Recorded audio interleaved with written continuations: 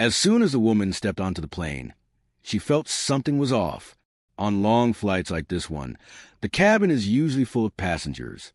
But now, only she and her daughter had boarded. What made her feel even more uneasy was how her daughter had gone completely quiet after getting on the plane. Something that wasn't like her at all. Luckily, a few minutes later, more passengers started coming in one by one. Judy didn't see anything strange about them, which helped her relax a little. It was going to be a 10-hour flight.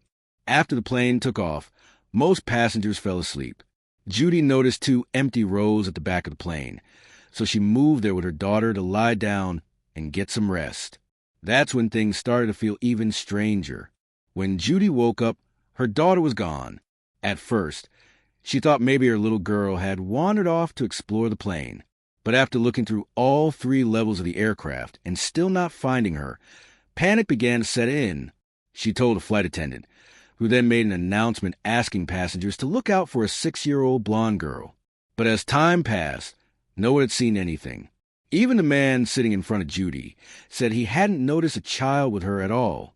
Judy was shocked and rushed back to her seat, hoping to find proof that her daughter had been there. Sure enough, her daughter's favorite teddy bear was still sitting where she had left it. That confirmed to Judy that she wasn't imagining things. She begged the crew to do a full search of the plane, but they brushed her off, saying no one could leave a plane that's sealed and flying 30,000 feet in the air.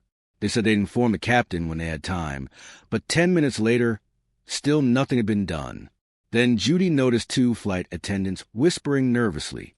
She went over and asked if they knew anything about her daughter. One of them had just ended a phone call and quietly told her, "Miss Pratt, I'm sorry, but I don't think she's on this flight." That didn't make any sense. The attendant said they had contacted ground control, and there was no record of Judy's daughter boarding the plane. Her name wasn't on the passenger list. Judy was stunned. It was impossible. She quickly checked her pocket for their boarding passes, but to her horror, only her own was there. Her panic grew. She opened the overhead bin to look for her daughter's backpack. It was gone too. Her daughter couldn't have reached it herself. Someone had taken it. Now fully panicked, Judy demanded to speak to the captain. She rushed toward the cockpit, banging on the door. An air marshal grabbed her and held her back, saying her behavior was disturbing the other passengers.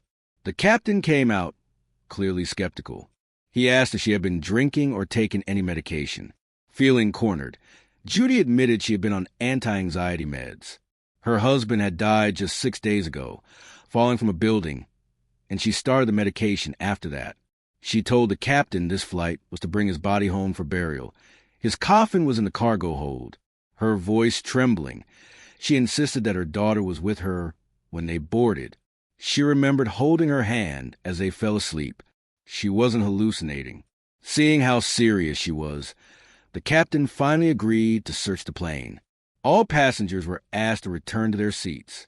The crew checked everywhere: bathrooms, overhead bins, equipment compartments, even the cargo hold, but found nothing. Judy, with the air marshal named Carson following her, checked under every seat. As she passed a certain row, she recognized a man with a big beard. Something about him felt familiar. She couldn't place it at first, but her anxiety returned. She suddenly remembered seeing him the night before near her hotel, watching her daughter's room. She rushed at him, demanding to know what he had done with her daughter. The man denied everything and claimed he hadn't left his hotel room all night. He even showed them his hotel bill to prove it. Carson, with no evidence to go on, pulled Judy away. She begged to check the cargo area, but the captain refused. Passengers weren't allowed down there, and it was too dangerous. Judy insisted she knew the plane inside and out. She had helped design it. But still the captain said no. Chaos was taking over the cabin. Then a flight attendant whispered something to the captain. At that moment, something clicked in Judy's memory. Without warning, she ran back to the cabin. She looked at the man again and shouted, "I never saw you before yesterday." She was sure now he had been watching her. The man kept denying it. Carson dragged Judy back again. He warned that if she didn't stop, he'd have to cuff her. He questioned her story. If someone had planned to take her daughter, why wait until they were trapped on a plane? Then the crew called off the search. The announcement over the speakers said passengers were now free to move around. Furious, Judy stormed up to the captain. "Where's my daughter?" she asked. The captain looked at her and said something she couldn't believe. "She's dead." Judy couldn't understand. The captain handed her a report from the hospital. When her husband died, he had jumped with their daughter in his arms. Judy's mind reeled. She remembered her daughter playing in the park at the time, not falling from a building. Could she really have imagined everything? Judy ran to the back of the plane, nauseous and dizzy. The man she had accused shoved her down angrily. Later, she woke up in her seat. A psychologist was brought to speak with her. He told her it was common for people under severe trauma to lose touch with reality. Judy tried to calm down and accept it. Maybe it was all in her mind, until she looked out the window. There, drawn in the condensation, was a little heart. Her daughter had made it when they first got on the plane. Judy's eyes widened. Her daughter was real. She asked to go to the bathroom, and Carson agreed. Once inside, she asked him to remove the cuffs, and he did. As soon as he stepped back, Judy smashed the ceiling panel and climbed into the equipment bay. Carson knocked on the door, and Judy called out that she'd be out in a second. She quickly pulled a wire, causing the oxygen mask to fall. Panic spread through the cabin. Then she yanked another wire, shutting off the power. Everything went dark. Using the chaos to her advantage, Judy slipped out of the bathroom, made her way to the elevator, and got into the cargo hold. She called for her daughter, but no response. Just then, Carson got word from the captain. There was no emergency. He knew Judy had caused it. In the cargo hold, Judy found her husband's coffin. A terrifying thought hit her. Was her daughter inside? She opened it, trembling. Only her husband's body was there. Judy broke down. She didn't know what else to do. Carson found her and wasn't gentle this time. He cuffed her again. Because of the disturbance, the captain decided to land early. Judy begged for more time. If her daughter had died with her husband, why was there only one coffin? There should have been two. Carson told her it didn't matter. Once they landed, she'd be arrested. As she was walked back to her seat, passengers clapped. To them, she was just a crazy woman who'd ruined their flight. Judy turned to Carson one last time. "If you let them arrest me, she's gone forever. Please." Carson paused, then said he'd talk to the captain.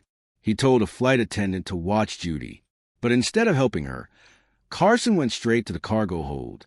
He opened the coffin, ripped the padding, and revealed something horrifying: 2 bombs and a detonator. It was all part of his plan. Judy's daughter was on the plane, hidden in the equipment compartment, with bombs placed on either side of her head.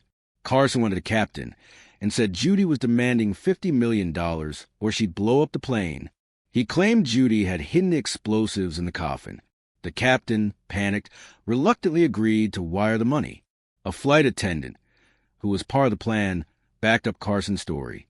She had pretended to get the call from ground control, saying Judy's daughter wasn't on the list. She had even helped fake the hospital report. Carson got confirmation. The money was sent. Everything was going smoothly. All that was left was to kill Judy and her daughter. He lied to Judy, saying they needed to stay behind after everyone else got off the plane. 2 officers would come to help with the investigation. Judy believed him. But before they could leave, she told the captain, "In a few minutes, you'll find my daughter, and I expect an apology." The captain, fed up, told her, "Miss Pratt, your money was wired. The private jet is waiting. Let's stop pretending your child is missing." Judy froze. Carson tried to leave, but Judy shouted, "You get off when I say you get off."